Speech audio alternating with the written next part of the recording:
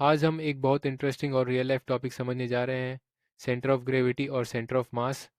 क्या आपने कभी नोटिस किया है कि जब आप मोबाइल को एक हाथ की फिंगर पर सीधा खड़ा करने की कोशिश करते हो तो वो सिर्फ एक स्पेसिफिक पॉइंट पर ही बैलेंस होता है।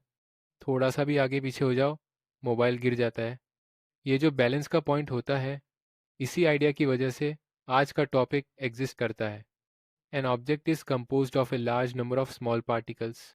Each particle is acted upon by the gravitational force directed towards the center of the earth.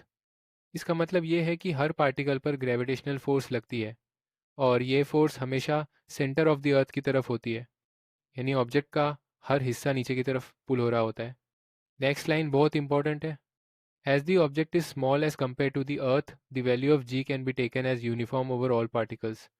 यहाँ हम अज्यूम करते हैं कि ऑब्जेक्ट अर्थ के मुकाबले में बहुत छोटा है, इसलिए जी की वैल्यू हर पार्टिकल के लिए सेम होती है।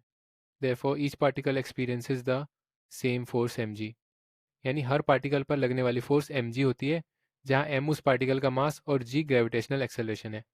अब ध्यान से सुनो।